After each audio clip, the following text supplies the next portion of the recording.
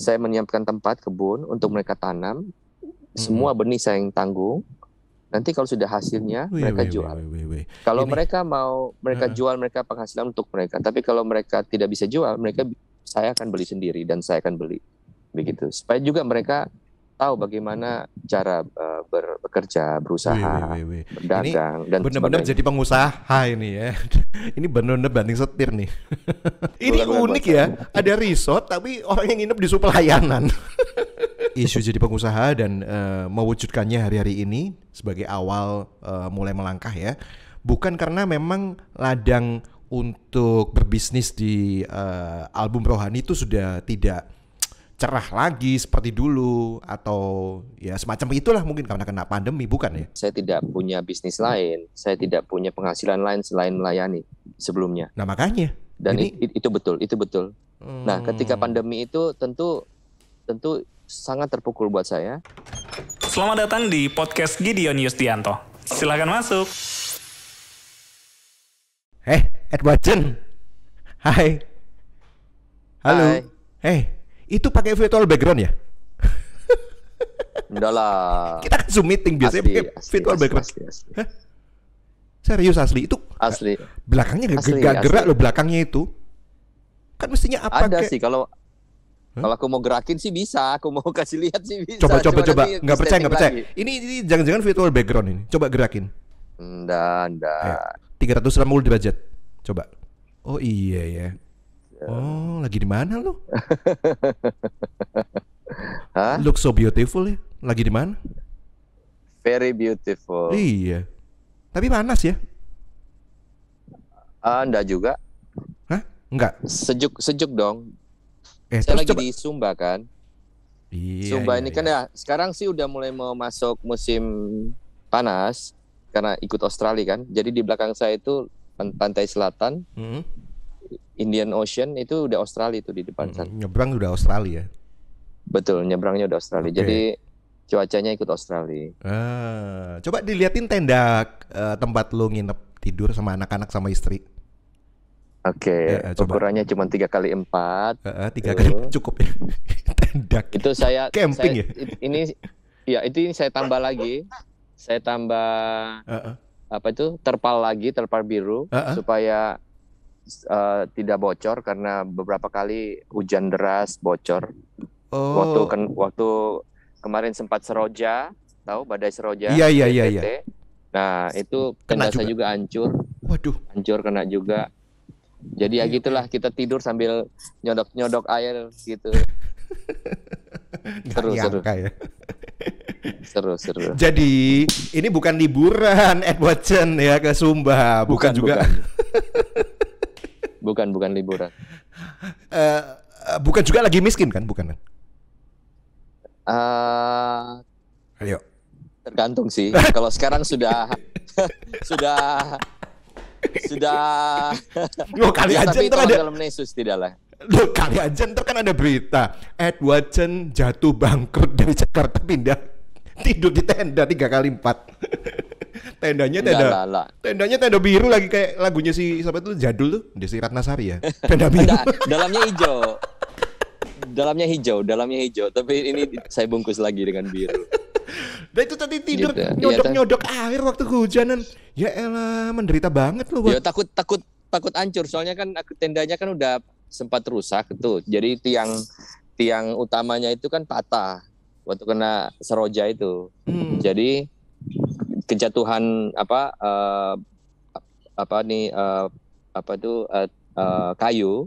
Jadi waktu kayunya jatuh ke tenda saya itu patah. Iya. Kayu besi kalau tidak salah. Bambu. Jatuh jadi patah. Jadi berarti kan konstruksinya sudah tidak bagus tuh. Jadi kalau hujan gitu dia kan kalau jeglong gitu kan dia nampung dong. Betul. Makin hari makin banyak. Kalau nampung air kan makin berat kan, makin tambah ambles, tambah roboh ntar itu. Ambles. Ya jadi aku sama istri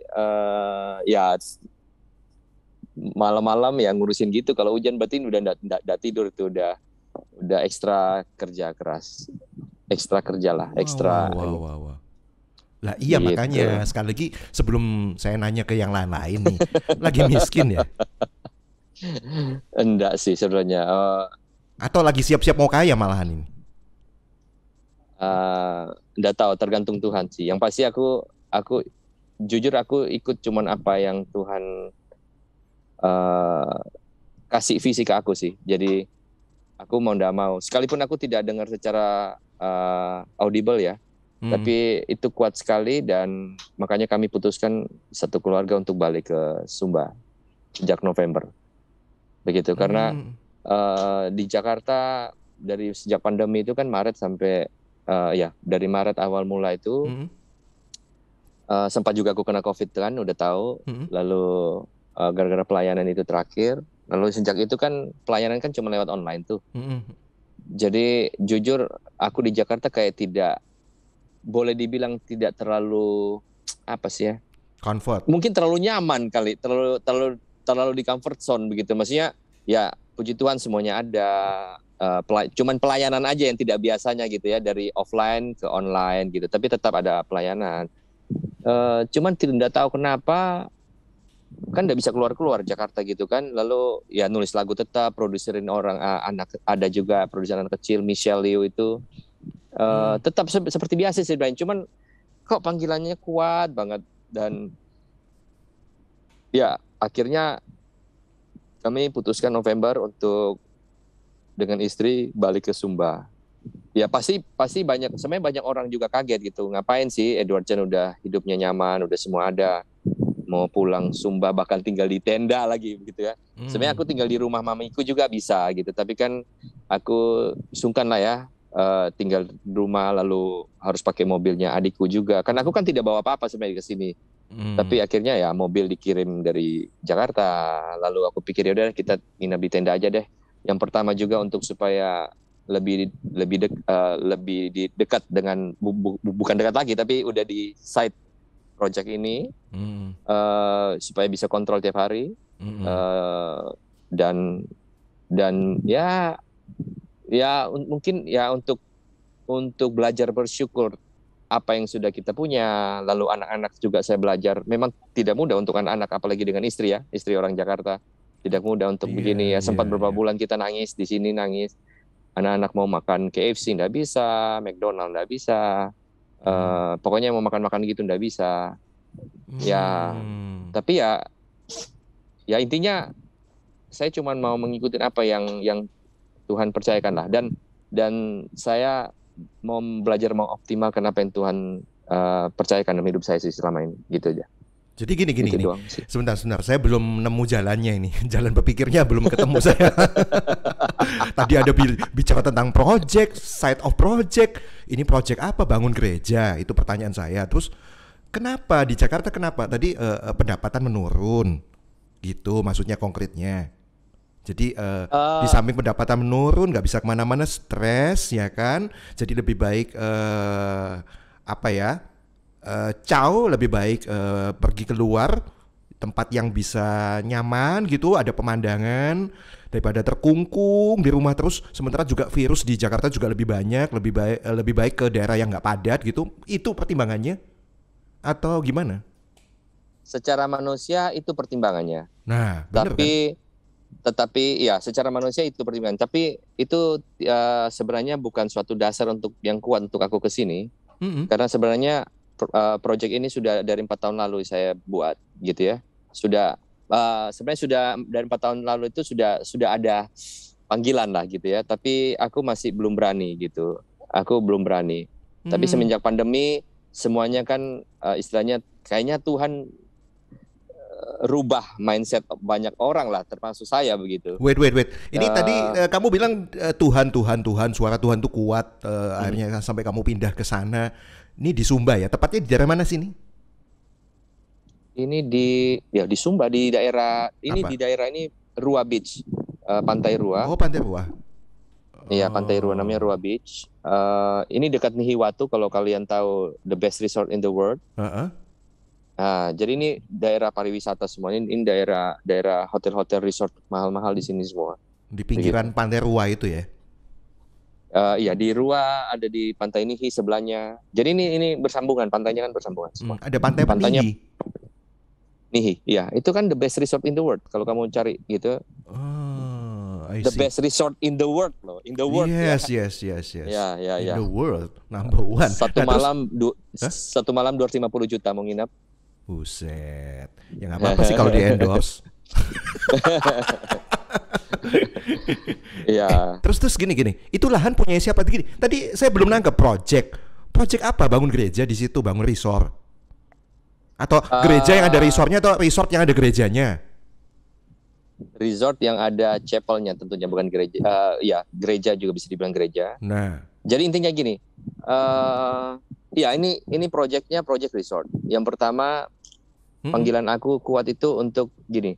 Selama ini kan jadi berkat cuma di panggung nih, gitu ya.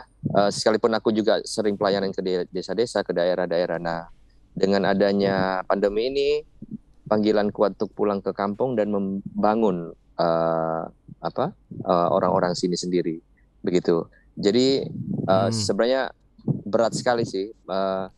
Maksudnya aku kan bukan seorang pengusaha, bukan seorang apa-apa. Aku cuma tanya Tuhan, apakah mampu gitu, apakah kuat gitu. Proyeknya cukup besar gitu ya. Tanah ini ada 6 hektar. It's my own. Punya saya sendiri. Wow.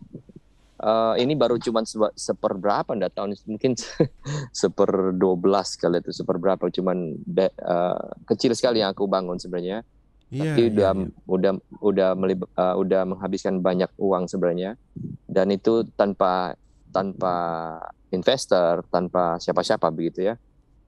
Jadi ya cuman mengandalkan apa yang Tuhan taruh dalam hidup saya selama ini. Intinya misi saya dan Agnes itu pingin bangun Sumba, begitu. Jadi ketika kita datang sini, Tuhan perlihatkan pelan-pelan gitu, jalan yang di depan itu dari kecil bisa jadi besar sekali, jadi jalan utama begitu, main road. Jadi ada apa sih? Tuhan tuh kayak perlihatkan tandanya tuh step by step begitu, dan akhirnya ya udah. Dan juga intinya apa? Di sini dulu tidak ada listrik, sampai ketika saya bangun tempat ini baru saya harus masukkan listrik sendiri. Bayangin, dari jalan utama itu saya harus tarik tiang listrik sendiri, dan prosesnya tuh udah tahu biaya udah pasti banyak dan segala macam. Bener. Dan puji tarik sendiri sih, nggak ngelibatin apa gitu instansi yang terkait, PLN misalnya? Oh iya, PLN dong, PLN. Cuman lokasi ini kan tidak, lokasi ini tuh tidak ada listrik. Iya, atas inisiatif dan permintaan lo gitu kan. Akhirnya PLN masuk ke situ gitu. Betul. Dan itu pasti kan tidak mudah ya. Iya. Itu tidak mudah karena kan bukan dalam rancangannya mereka. Kalau tunggu rancangan mereka, kita bisa nggak tahu, bisa puluhan tahun atau 5 tahun atau 6 tahun ke depan, nggak tahu kapan gitu. Saya sempat tanya. Kalau nunggu kan berarti kan saya tidak perlu keluar biaya. Tapi ini karena saya tidak bisa nunggu, akhirnya saya harus pakai uang biaya sendiri. Atas permintaan lu sendiri. Nah, dan itu tanah 6 hektar itu tadi tanah lu sendiri ya? Betul. Semua? Bukan rame-rame keluarga gitu? Enggak, semua. Oh. Tapi semua. Nantinya bakal go public PT gitu resortnya atau gimana? Yang nerbitin saham? Belum tahu sih ya, tapi mungkin ada ke depan, saya enggak tahu. Tapi intinya sebenarnya dari sini Tuhan tuh perlihatkan pelan-pelan betul ministry saya jadi berubah gitu. Bukan berarti saya meninggalkan ministry yang lama ya, tapi untuk saat ini justru membangkitkan orang sini. Puji Tuhannya ketika listrik ini muncul, tiba-tiba besokannya desa di depan saya ini ada sekitar mungkin 20-an kakak gitu ya. Itu semuanya dapat listrik. Ngambilnya dari tempat saya. Kena imbasnya ya. Betul. Dan bersyukur dari mereka tidak pernah punya listrik seumur hidup mereka. Tuhan seperti ini loh. Nah, ini kamu betul-betul. Jadi kadang-kadang kalau saya tiap sore, tiap pagi saya jalan lari pagi gitu ya, atau jalan gitu bersama istri, mereka sampai bilang, waduh makasih ya begitu. Maksudnya ya itu sukacita juga yang tidak bisa dipikir gitu ya. Maksudnya oh iya ya, seandainya kalau ini project tidak ada yang pernah mau kasih masuk listrik karena kondisinya memang tidak memungkinkan. Oke. Coba bisa digeser tadi ke arah tenda lu bro. Tenda lu tadi bisa digeser, ditunjukin gitu 3x4 ya itu ya, tenda biru itu ya. Disitulah Edward Chen ya yang biasa tidurnya itu di apartemen di Jakarta ya, mewah itu di situ. Tapi di situ sebentar bisa di zoom gitu. Itu saya curiga di situ ada AC ya. AC-nya ada, bisa ada AC. Di tenda itu ada AC-nya kan? Ada. Sempat kan dari November Desember itu kan cuaca panas kan. Tapi kami baru beli AC itu kapan ya? Ya semenjak ada listrik, tapi 2 bulan kemudian kalau nggak salah. Kan anak-anak nggak bisa tidur, jadi ya udah aku pas. Jadi sebelum ada listrik tenda itu, ini, ya? Sebelum ada listrik, ya, kayak hidup orang zaman purbakala gitu ya. Betul. Serius? Wah, sengsara. Wah, diginin. Maksudnya ya banyak orang udah bisa membayangkan sih. Maksudnya orang Sumba sini aja yang tahu saya itu sampai kaget dan merasa saya ini orang gila gitu. Maksudnya datang dari kota besar dan di sini nih belum ada orang siapa-siapa loh. Sampai mamiku aja nggak bisa tidur selama seminggu tuh takut saya dibunuh di sini. Maksudnya kan nobody here gitu di hutan. Takut dibunuh. Maksudku. Iya. Kamu bisa bayangin ya. Jadi bahkan kita mandi. Kenapa? Ya, kalau mau ngomong sih luar biasa sih. Nggak ada toilet aku ya, juga langsung di laut mikir ya? kalau bukan. Maksudnya kalau dipikir-pikir bisa bertahan 6 bulan tuh luar biasa sampai hari ini ya. Itu awal-awal tuh belum ada air kan. Saya kan sekarang udah ada air karena saya ngebor air ya. Per awal-awal tuh belum ada air tuh kami mandi dengan cuman 1 galon untuk 4 orang. 1 galon air loh, 18 liter itu 4 orang. Saya istri dan 2 anak. Ini gimana ya, papaan ya? Saya tuh bingung gitu. Men-challenge diri sendiri dengan tadi alasan dapat panggilan dari Tuhan yang begitu kuat untuk membangun Sumba, membangun resort, dan karena you ini orang ministry, akhirnya dibangun chapel di situ nantinya. Bakal jadi apa itu? Nanti Edward Chen Church gitu ya? Oh enggak lah, saya tidak terpanggil untuk jadi begitu ya. Ya kali aja ada niatan gitu. Jadi enggak di situ. Enggak ya? Saya pikir melayani itu kan sekali lagi bukan cuman in the church ya. Kayak hari-hari saya di sini pun tuh buat saya itulah apa ya, sekalipun sekali lagi saya udah sering melayani ke desa-desa, ke kampung-kampung, tapi ya ini adalah sesuatu yang luar biasa gitu, melayani bukan cuman sekedar nyanyi, ngomong, khotbah dan sebagainya, tapi dari kehidupan kami, keluarga saya pun kami betul-betul apa ya, benar-benar berdampak. Contoh aja, aku punya security di sini ya gitu ya. Dia tahu saya Edward Chen. Dia tahu, dia sampai nangis tuh lihat hidup saya. Saya harus bantu Agnes masak, cuci piring, gantung pakaian. Kalau kamu lihat Instagram saya itu, apalagi Instagramnya Agnes, itu dia ada posting beberapa kali itu sampai saya harus sampai saya di sini jadi tukang kayu, skap kayu sendiri, pasang listrik, pasang pipa air, yang notabene tidak pernah saya lakukan sebelumnya gitu. Tapi mau tidak mau saya harus lakukan sini. Bahkan ya hidup ini betul-betul kayak firman Tuhan, hidup jadi suratan terbuka buat banyak orang, bukan cuma sekedar ngomong lip service di panggung. Kalau di panggung kan banyak sekali hamba Tuhan cuma bisa lip service ya. Belum tentu dia pulang dia lakukan itu gitu ya. Ini catat ya, hamba Tuhan biasanya cuma lip service doang, belum tentu dia lakukan itu. Betul. Hampir 90% mungkin bisa begitu gitu. Karena ya saya orang dalam sendiri. Iya. Saya juga orang dalam, paham juga. Iya. Nah. Iya. Tapi maksudnya saya pun beberapa kali juga seperti begitu gitu. Tapi kalau di sini nggak bisa. Kadang-kadang kita jadi pelakunya ya. Betul. Di sini tuh betul-betul pelaku, dan saya melihat luar biasa. Maksudnya dengan hal simpel saya melakukan itu. Sampai security saya nangis, saya bilang kenapa kamu nangis? Dia bilang Pak Edward, saya tahu Pak Edward, kok Pak Edward mau milih jalan begini gitu. Maksudnya Pak Edward, apalagi saya ini laki-laki, kalau kita orang Sumba, dia bilang kita laki-laki itu nggak boleh pegang cuci piring, pegang barang-barang yang perempuan punya lakukan gitu. Kita di sini nih laki-laki itu raja, perempuan itu harus layanin kita apapun itu. Laki-laki tidak boleh turun tangan membantu. Jadi ini salah satu contoh ya, ini cuma salah satu. Iya, tapi Master Chef yang nomor 1 juga cowok. Kenapa? Master Chef nomor 1 juga cowok. Iya, enggak, maksudnya itu kan beda. Ceritanya kan orang sini kan punya pemikiran kan beda. Iya. Ini masalah memang budaya secara umum memang laki-laki itu ya mengerjakan pekerjaan laki-laki gitu ya mestinya lah. Betul. Oke. Bukan berarti memasak itu, tapi maksudnya intinya gini, dia tuh sampai terberkati dan dia mau belajar gitu. Maksudnya kalau seorang Edward Jensen bisa begitu, masa kita model kayak begini aja nggak mau gitu. Nah itu nilai-nilai yang saya lihat. Saya bilang, oh ya Pak, makasih Pak.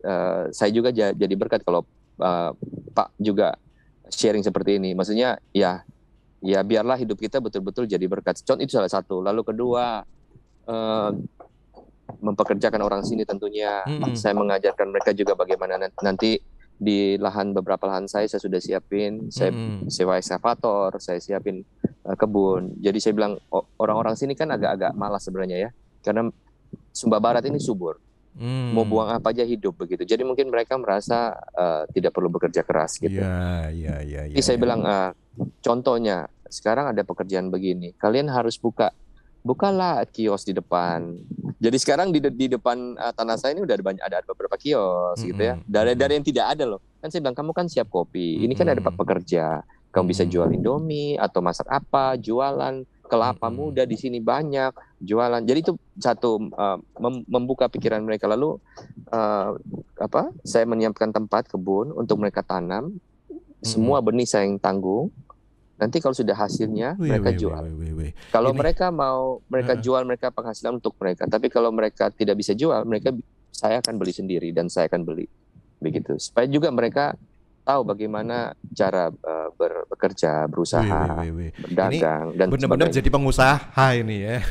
Ini benar-benar banting setir nih. Boleh dibilang sih lagi, ya pada dasarnya kan sekali lagi saya kan sebenarnya bukan seorang memang yang di dunia rohani ya. Ya awalnya kan punya gitu dasar kan ya. Sebenarnya awalnya kan begitu. Ya saya kepingin untuk berkarya, berbisnis. Apalagi kita suku Tionghoa memang kan jalurnya kan begitu gitu ya. Tapi ya saya tidak tahu kenapa baru sampai 20 tahun kemudian atau hampir 20 tahun kemudian ya. Iya, 19 tahun kemudian baru Tuhan izinkan begini dan ya intinya begini, apapun yang kita lakukan kan untuk jadi berkat gitu ya, untuk memberi dampak, memuridkan orang, bukan cuma memuridkan karena cuma pintar ngomong, memuridkan cuma kita tiap hari percuma bahasa kita, tapi hidupnya juga sama juga rusak juga, punya what for gitu. Tapi ada dampak nyata, ada hasil nyata gitu, dan mereka nikmatin itu sendiri. Itu yang pingin, tentu dengan belum lagi saya akan buka learning center di sini.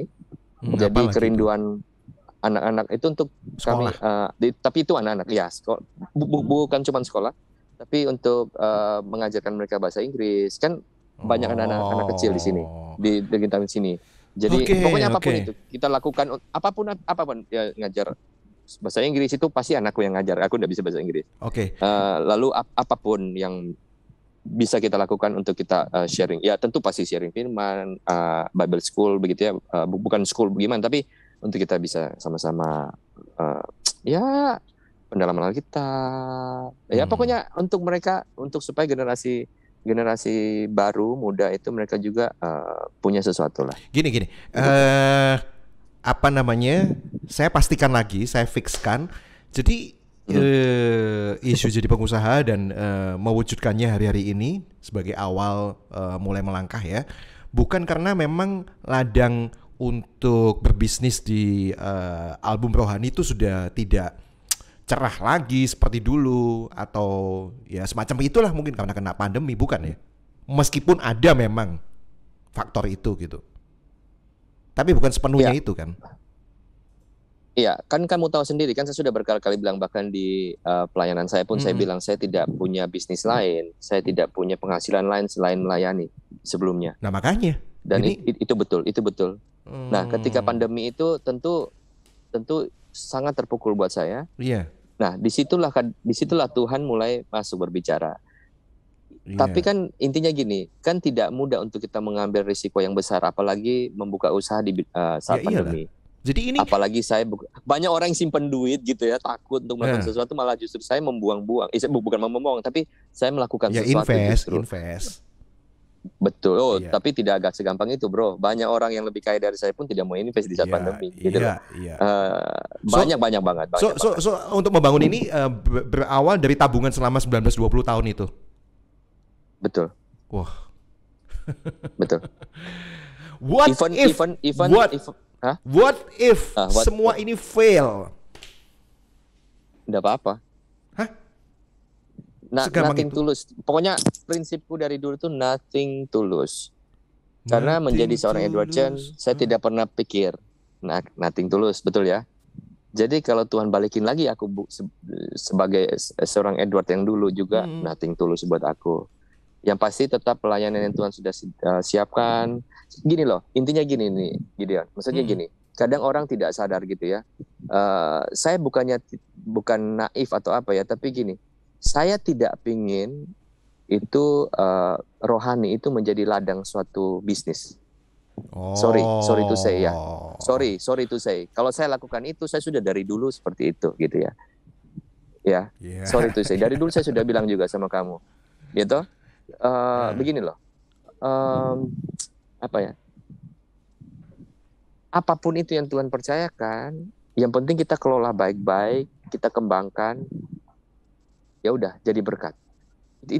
Itu doang prinsip saya. Jadi ketika musim pandemi berpengaruh di ekonomi saya tentunya ya gitu ya, karena saya tidak punya bisnis lain. Ya tentu sebagai manusia kan kita kan doa Tuhan ini gimana ke depan ya gitu. Ini kan. Nah Tuhan ingatin ini tempat yang tidak pernah saya sentuh sebelumnya. Tempat ini saya sudah beli 8 tahun yang lalu. Sudah 8 tahun yang lalu.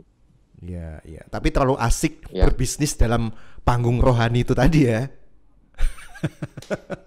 Bukan berbisnis ya. Lu tadi katanya aku pelakunya juga salah satunya. Enggak, saya enggak bilang begitu. Maksudnya begini, justru saya kan tidak ada mau di industri itu kan sebelumnya kan. Ya, maksud saya tidak mau justru menjadi bisnis itu pelayanan. Saya tidak mau. Begitu loh. Saya tidak mau. Makanya kenapa saya tidak maksudnya kalau saat ini tidak ke situ, ya sudah Tuhan buka yang lain. Saya melakukan sesuatu yang lain. Begitu berapa? Maksudnya dengan tempat ini pun pasti karena kan Tuhan berkati. Kalau tidak mungkin ada tempat ini. Betul toh? Tapi kapan itu dipakai, kapan dioptimalkan itu kan saya juga enggak tahu. Ya. Tuhan enggak tahu. Okay. Tuhan, maksudnya begini loh, Bro. Jangan pikir jujur sampai hari ini pun ini mujizat saya bisa sampai hari ini bertahan. Saya enggak perlu ngomong berapa, kamu tahulah sendiri gitu ya. Beli rumah aja berapa, apalagi mau bikin resort. Kapan hari mau beli susu aja waktu punya anak susah. Betul. Jadi itu sudah tidak mungkin. Makanya tidak ada dalam pikiranku sampai hari ini. Ini saya jalan cuma faith by faith. Oke. Di situ ada gitar, Begitu. Di situ ada gitar. Enggak ada. Ada di dalam sih. Di dalam. Ya udah garingan. Nyanyi. Hatiku percaya. Apa? Kan harusnya lebih mendalami dong untuk proyek ini. Ya, itu udah tiap hari. Maksudnya tiap hari bergantung sama Tuhan tentunya sih. Iya. Enggak. Saya masih mau melihat nih kesaktian Edward Chen nyanyi Hatiku Percaya. Coba langsung garingan di situ. Saat ku tak melihat jalanmu. Ini bukan saatnya podcast untuk nyanyi. Ya nggak apa-apa juga kan. Saya mau lihat. Masih ada kesaktiannya enggak gitu loh. Masih ada pengurapannya enggak. Tanpa musik. Ya. Garingan. Masih lah. Dengan kejadian begini justru. Yes, udah jangan banyak ngomong, nyanyi aja dulu. Hatiku percaya. Cukup deh. Pelit. Iya, masih. Oke. Masih lah. Iya. Oh, masih kalau kayak bikin nanti ada ke depan kan semenjak saya cover as a family cover Waymaker itu kan lucu ya, bisa jadi berkat juga, banyak yang diberkati dan mereka minta kapan lagi family worship. Nah, ini saya sudah selesai rekaman, lagi mau bikin videonya. Mau rilis. Jadi tetap dalam bidang menulis lagu. Memang menulis lagu agak menurun ya gitu ya, karena hari-hari dengan kesibukan, tapi tetap ministry itu tetap saya sekarang banyak di belakang layar, kayak mixing, mastering saya lakukan sekarang. Jadi produser. Yang harusnya saya tidak, para produser dari dulu mah. Ya toh. Ini apa lebih lagi? Mixing mastering yang saya tidak pernah sebenarnya. Jadi sound engineer saya tidak pernah. Karena saya tidak punya dasar juga kan. Tapi karena pandemi saya belajar akhirnya Sekarang lagu sendiri, saya mixing sendiri, mastering sendiri. Yang saya produksi saya mixing, mastering sendiri gitu. Tentu juga dengan masih belajar. Jadi banyak hal yang Tuhan bukakan sih sebenarnya di saat pandemi. Termasuk melakukan bisnis ini, tapi bukan murni bisnis, Gideon. Saya kasih tahu satu istilahnya salah satu prinsip dan yang akan saya lakukan nanti. Nggak murni bisnisnya gimana? Jadi di dalam sini ada ministry tentunya ya. Oke. Begitu ya. Kayak tadi itu learning center. Oke. Lalu yang kedua, lalu ada chapel. Lalu yang ketiga,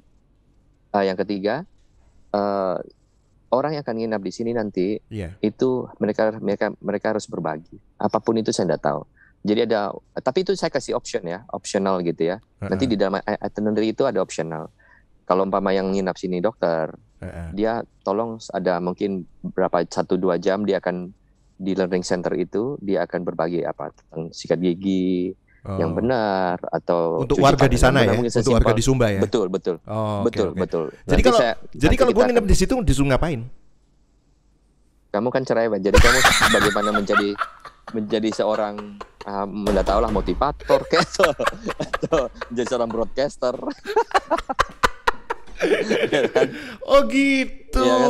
Iya. Sesuai dengan kemampuan. Kalau memang orangnya tidak bisa apa-apa, dia cuma punya uang, silakan untuk menabur. Untuk beli susu. Bukan buat saya ya, buat orang sini gitu. Ini unik ya, ada resort tapi orang yang nginep di pelayanan. Yes. Gak ada itu di mana-mana. Nah, ada. Oke, resortnya di hati-hati ya. Jadi nginap harus pelayanan ya. Kalau nggak bisa apa-apa duit katanya. Ini luar biasa. Nyanyi tentu aja ajar nyanyi gitu ya. Hidup. Bapak mana? Bapak Sumba, hidup Bapak Sumba Indonesia. Adalah sebisa mungkin mumpung Tuhan masih kasih gini loh. Kita hidup hari ini kan. Kan itu kan mujizat juga, kasih karunia Tuhan. Jadi mumpung sesuatu, kita harus melakukan sesuatu dengan apa yang Tuhan percayakan gitu. Saya percaya kayak tempat ini, suara saya, talenta yang Tuhan kasih, semua itu anugerah Tuhan.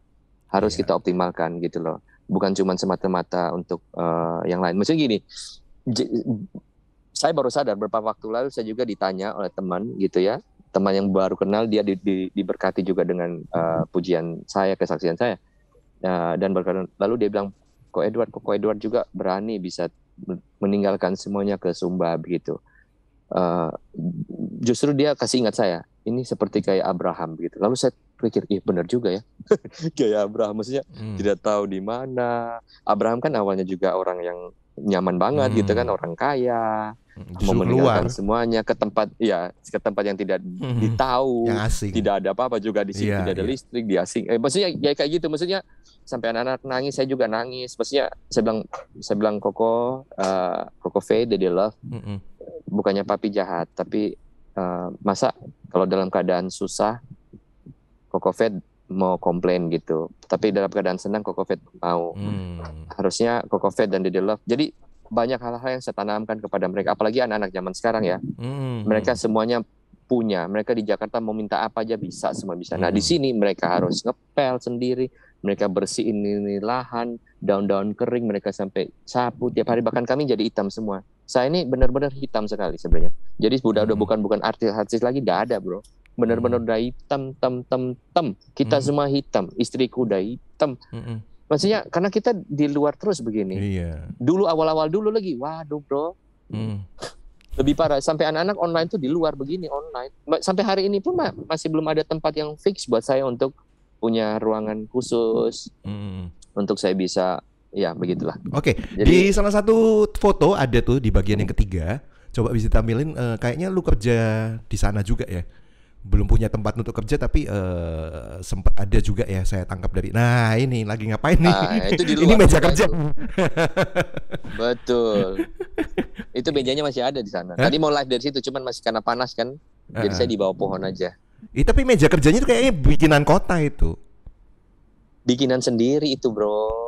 Oh, saya pikir dari mana gitu sendiri. Apa namanya? Kalau kamu lihat di Instagram sebelumnya lagi di posting itu, kamu lihat saya ngecat sendiri itu. Ini meja ini. Ada. Saya pikir saya peliter sendiri. Dari Jakarta, apa furniture gitu. Semua udah jadi di sini dah. Bahkan jadi tukang ledang, semua ada. Nah itu lagi ngapain tuh? Bikin album ya? Ya itu lagi mixing, lagi ya kerjain musik tentunya. Lagi kerjain musik. Semua alat-alatku di Jakarta aku bawa sih. Iya. Bisa ya ternyata ya mixing mastering itu dilakukan di tengah-tengah pinggir pantai kayak gitu yang masih malah ada teknologi. Malah keren dong. Malah moodnya kan dapat banget gitu. Nah bagi yang musician juga ya kalau nanti nginap di sini asik karena saya akan kedepannya saya akan siapkan studio lah di sini. Mereka bisa bikin demo, mereka bisa songwriter session di sini. Mereka bisa Iya. Itu pemandangannya resort kayak gitu, pantai supaya moodnya itu bisa terbangun gitu ya. Inspirasinya bisa terbangun. Kalau mau berenang kan cuma tinggal jalan kaki juga atau naik mobil cuma 1 menit doang nyampe. Gratis. Jadi bisa berenang. Oke. Jadi alat-alat semua dibawa. Jadi benar-benar yang di Jakarta ditinggal ya, udah ya? Ditinggal. Ditinggal tuh maksudnya apa? Udah dijual? Enggak. Tetap ada. Semuanya ada. Tapi ditinggal. Cuman, ditinggal. Mau enggak mau gitu. Bakal permanen hidup di situ. Nah itu yang saya tidak bisa ngomong, tapi belum untuk saat ini, ya saya belum bisa ngomong. Tapi untuk saat ini kita lihat tuntunan Tuhan ya. Maksudnya gini, kadang-kadang gitu kan kalau kadang-kadang mau dibilang terlalu holy atau apa gitu. Saya mendengar suara Tuhan suruh saya di sini. Maksudnya no. Tapi tapi buat saya begini, saya akan lakukan dulu apa yang Tuhan mau dalam hidup saya gitu ya. Yang saya percaya, yang saya rasakan, saya lakukan dulu. Dia mau berhasil atau tidak, saya lakukan dulu. Ya lakukan. Jadi kalau dibilang kapan saya pulang, tentunya saya harus selesaikan dulu proyek di sini. Baru mungkin saya akan balik. Mungkin atau mungkin juga forever saya akan di sini. Kalau untuk melayani terlalu bisa. Ini barusan saya di kontak juga sudah mulai ada panggilan untuk offline ya, gitu ya. Acara-acara gereja mau Natal gitu. Jadi saya bilang ya gampang kan, dari Sumba juga ada penerbangan tiap hari, jadi ya mau kemana juga sama aja sebenarnya, sama aja gitu. Cuman maksudku nggak takut kena COVID lagi untuk saat ini. Nah saya nggak tahu ya sebisa mungkin ya prokes toh, maksudnya ya sebisa mungkin ya juga saya nggak tahu ya. Come on, life must go on. Iya, life must go on sih. Ya. Itu pun saya akan lebih selektif sih, tidak seperti dulu. Maksudnya kecuali kalau sudah pemerintah menganjurkan memang udah bebas COVID atau sudah lebih aman gitu ya oke. Tapi kalau untuk masih masa-masa begini harus saya akan lebih berhati-hati sih. Betul, saya akan lebih memilih lah gitu. Oke, lebih memilih berarti lebih memilih amplop yang mahal karena harus ada effort yang luar biasa. Termasuk mengesampingkan faktor risiko kena penyakit. Apalagi lagi butuh uang banyak ini ya. Gitu ya. Ayo gimana? Enggak lah bro. Serius? Bro. Ini di depan saksi-saksi loh, para YouTubers ini ya. Dan netizen. Benar. Berapa kali pelayanan Zoom juga gratis bro. Di Instagram Live juga gratis. Ternyata bukan saya saja. Ya kan? Maksudnya gini, kamu bayangin ya, apalagi gereja besar. Maksudnya yang harusnya kita merasakan pemberian yang baik juga tidak. Jadi masih gini, apalagi di saat pandemi gitu. Sekali lagi saya juga belum berbisnis, baru memulai berbisnis gitu. Kecuali saya sudah banyak uang, oke lah gitu ya. Justru gini, ini prinsip satu juga saya bro. Apa itu? Dan itu sudah saya lakukan sebenarnya sebelum saya ke Sumba ya. Jadi sudah dari 3-4 tahun yang lalu. Prinsip apa itu? Jadi ada beberapa pelayanan yang saya danain sendiri. Karena ada beberapa tempat yang mereka tidak mampu untuk mengundang saya, istilahnya gitu ya. Saya bawa tim, saya bawa band, saya konser di sana. Nah, dan kerinduan saya dengan adanya saya bisnis ini, Tuhan berkati, dan berkat itu untuk saya juga bisa melayani tanpa gereja mengundang saya. Gitu. Tapi di sisi lain gereja besar yang mampu, ya mesti ditarif dong gitu maksudnya. Jadi sisi yang lain. Enggak perlu sih bro. Namanya pemberian itu kan sebenarnya tidak perlu ditarif, tapi memang Indonesia ini kan susah ya. Kenapa itu? Orangnya kayak enggak tahu diri lah, kasarannya gitu ya. Masih gini. Kalau mau ngomong fair ya, kalau mau ngomong fair ya, artis rohani di Amerika mereka punya tarif, mereka punya standar, dan itu tidak asing, tidak tidak jahat di mata rohani gitu. Bukan tapi hal yang tabu lagi lah gitu ya, itu biasa bukan hal yang gitu tabu gitu ya. Namanya kan orang kan pekerjaannya di situ. Harusnya kan juga mereka tahu. Justru kadang-kadang yang sebelnya apa? Mereka orang-orang sini, gereja-gereja sini menghargai penyanyi sekuler yang Kristen, notabene bisa berani bayar mahal. Tapi orang yang punya rohani, yang hidupnya mungkin ya kita tidak bilang kita lebih baik sih, tapi ya maksudnya kita kan dari rohani memang gitu loh. Yang harusnya lu berkati lebih, tapi kok tidak begitu. Nah itu kadang-kadang miris sih, maksudnya dan kalau saya mau bongkar banyak mah. mungkin yang lagi nonton juga sekarang salah satunya itu. Lagi ngiri judi sama Judika ya. Hah? Kok muncul Judika? Ya kan dia Kristen tapi nggak rohani, dan tarifnya lebih mahal pasti kan. Oh enggak, bukan cuma dia doang kan, banyak. Ya itu kan salah satu contohnya. Ya contohnya. Ya tapi saya percaya juga kalau mereka ngundang Edward Chen dan Judika, pasti Judika lebih mahal dong, pasti. Pasti, itu udah pasti. Saya berani taruhan. Akhirnya keluar juga unek-uneknya. Iya, enggak, ini kan kau bilang contoh, lu bilang contoh, tapi iya contoh, ini salah satu contoh. Belum tentu juga Judika tarifnya mahal kan. Ya belum tentu. Ya belum tentu, kita kan nggak tahu. Kita kan tapi mostly aku tahu kok. Aku tahu mah. Ya dunia begini kan sama-sama ya. Dunia begini kan kita tahu ya sama-sama ya. Si A berapa, si B berapa tahu. Aduh. Tahu kok. Oke. Sekali lagi gini, bukan karena semua ini kan lu kecewa terus banting setir jadi pengusaha. Daripada gitu. Enggak ya. Enggak lah ya. Soalnya kan mulai keluar nih unek-uneknya. Enggak. Ini cuma salah satu. Kalau ini udah dari dulu. Dan buktinya juga saya tetap melayani. Udah dari dulu. Kan kamu tahu berapa kali kamu wawancara aku juga gitu. Maksudnya udah dari dulu mah itu. Cuman bukan. Sama sekali bukan. Maksudnya gini, memang banyak orang yang mungkin kan pro kontra gitu. Maksudnya, kenapa Edward ke Sumba? Kenapa hidupnya susah, miskin atau apa gitu. Ya I don't really care ya. Maksudnya ya kalau susah iya sih, tapi kalau miskin ya mestinya enggak. Terserah mau ngomong apa. Orang mau ngomong apa sih I don't care gitu. Maksudnya ya masing-masing panggilan Tuhan ya. Jadi ya udahlah. Ya, yang penting hidup kita betul-betul jadi berkat, bukan cuma di panggung, bukan cuma asal ngomong, tapi ya benar-benar real life. Benar-benar gitu. Jadi berkat bagi sesama sekitar situ lah paling enggak gitu ya, warga sekitar situ ya. Iya, amin. Itu yang aku sedang lakukan sih sebenarnya. Nah, makanya terus lu hari ini sedang apa namanya? Ya, saya anggap pidato gitu soal proyek kamu. Dan lu bilang bahwa ya karena panggilan Tuhan begitu kuat. Makanya tadi kan saya nanya, seandainya what if ya all your project is fail gitu loh. Kalau semua project Anda itu jadi gagal semua, taruhannya kan resiko nama. Tuh dulu bawa nama Tuhan, toh gagal. Ku percaya kau Tuhan yang tak pernah gagal. Tahu-tahu terkeluar nyanyian itu. Gimana? That's my faith. Kalau seandainya gagal tidak masalah buat saya. Wih, mantap. Kalau seandainya gagal ya, tidak masalah buat saya. Saya sudah bilang juga sama istri. Maksudnya kalau memang kan ini kan memang aku kan pertaruhkan hampir semuanya. Iya, makanya itu saya bilang gila banget. Iya. Semuanya di sini. Jadi kalau gagal ya udah gitu. Kita mulai lagi dari nol dan apa yang kira-kira yang Tuhan mau percayakan.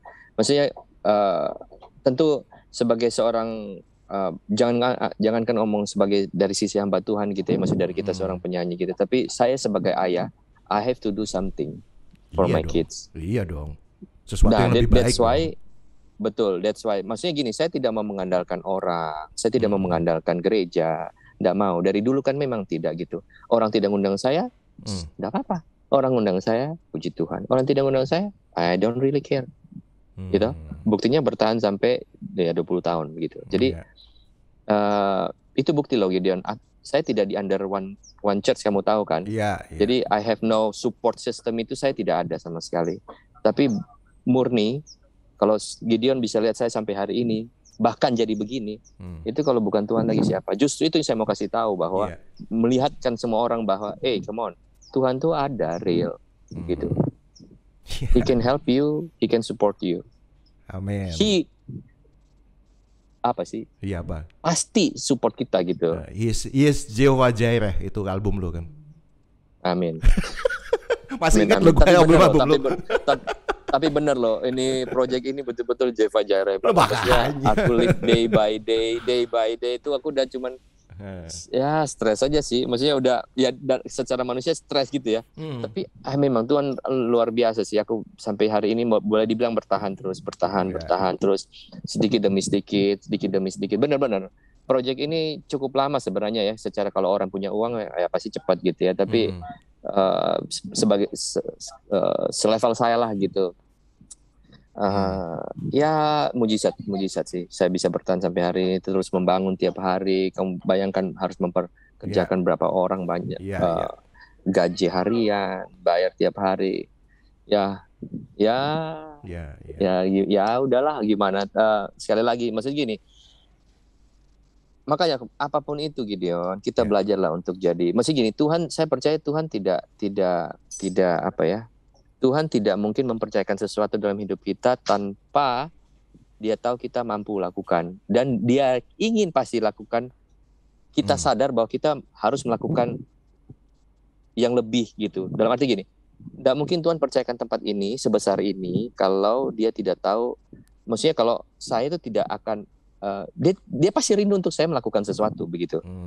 Gitu. Jadi saya percaya, makanya Tuhan kasih, berarti Tuhan berikan saya kemampuan untuk saya melanjutkan, mengembangkan, meneruskan, menjadi buah, gitu, berbuah. Artinya tidak mungkin Tuhan mengisi kalau memang kapasitas lu tuh nggak bisa diisi gitu ya.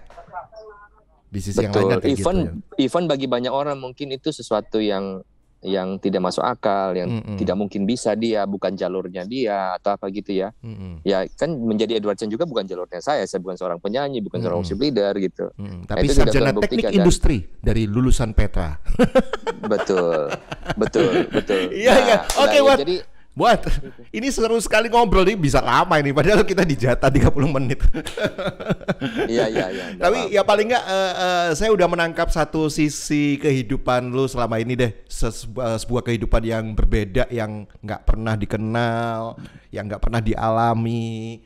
Tapi segala sesuatunya justru di situ kamu melihat penyertaan Tuhan hari demi hari ya, sampai nggak berani ini kedepannya mau jadi apa. Melangkah dengan iman sungguh-sungguh ya. Ya minta doanya semua kalau yang menonton juga nanti ini acara ini, doakan saya, berikan saya kekuatan. Ya mau nyumbang juga boleh. Ya sorry ya. Katanya bisnis itu kan bukan pelayanan, bisnis. Oh, pelayanan bro, kan saya sudah bilang ada bagian pelayanannya. Iya, ada bagian pelayanannya. Tapi gini, apapun itu saya tidak pernah mencantumkan nomor rekening saya kok. Even di YouTube saya pun tidak ada. Silakan ngecek. Ya iyalah. Tapi kayak gini, Nggak, saya orang kaya Pak Edward, saya mau invest di situ boleh ya? Share berapa sahamnya, berapa persen gitu? Itu terbuka ya, welcome. Tidak jujur gini ya. Mulai dari saya mencari investor, saya pernah mencari investor.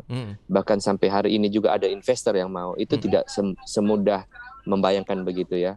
Saya tetap harus bawa dalam doa. Kita harus sama-sama satu visi dan segala macam. Jadi sampai hari ini saya pastikan belum ada yang cocok. Bahkan dulu mencari investor aja sampai saya harus meeting, presentasi. Juga mereka tertawa juga, Edward Chen. Udah, mendingan banyak yang mau beli tempat ini justru. Kalau mau beli ada, mau beli banyak, hampir semua mau beli. Tapi kalau untuk menginvest mereka, kalau mau kerjasama mereka nggak mau gitu. Jadi ya, it's okay. Iya. Nah, makanya gini loh Gideon. Ini justru bukti. Ini sebenarnya istri saya yang harus ngomong karena dia yang mengalami gitu ya. Saya sempat dengan kekuatan sendiri. Saya kan banyak kenalan toh orang jet set di gereja. Saya pikir mereka juga punya bergerak di hotel dan sebagainya. Not even satu orang yang support saya dan mau. Iya. Nah, bahkan mau sih itu nggak mau. Kan gitu tadi katanya. Enggak, kalau mau beli maksudnya kan saya enggak mau jual. Gitu, mau dibayar berapapun saya enggak mau jual gitu. Maksudnya gini, maksudnya itu bukti ya. Maksudnya Tuhan tuh gitu ya. Kalau memang belum waktunya, rasanya ya enggak bisa gitu. Mau kita mau apa segala macam enggak bisa sih. Enggak tahu ya. Bingung. Tapi sometimes yang kita tidak pernah mikir jalan. Ya maksudku salah satu yang nggak kepikiran oleh lu adalah meng-hire saya untuk kasih saham kosongan di situ ya, dan saya akan menjadi direktur promosi di situ ya. Buat apa resort namanya? Mata apa ya? Umarato. Umarato. Umarato. UMARATO. Betul, resort. Umarato Resort itu namanya. U ya, bukan ku ya. U. Hah? U aja. UMARATO. Oh, Umarata. Iya, Umarato. Umarato. Ya, ini ada di IG-nya Umarato Resort ya. Iya, bisa di-follow. Umarato. Nanti udah jadi, ada promosi. Itu nginap 3 hari 2 malam kan bisa. Iya 3 hari 2 malam, tapi 2 malamnya suruh pelayanan. Jadi mikir nih, mau honeymoon nggak bisa ya, disuruh pelayanan. ada itu harus tanda tangan mau pelayanan. Iya. Wah. Dasar ya yang bangun orang pelayanan ya begini nih.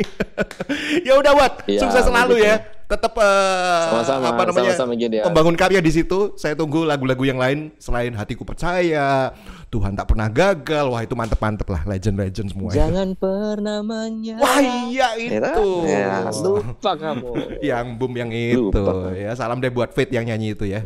Gimana udah bisa ngomong jangan pernah menyerah, masih bisa gitu. Menyerah masih dia. Oke Wat, thank you banget untuk ngobrol di podcast Gideon Yustianto ya. Sukses selalu. Thank you Gideon. God bless. Bye. You too. Bye. Terima kasih sudah menyimak podcast Gideon Yustianto. Subscribe di channel Batra Yuda FM.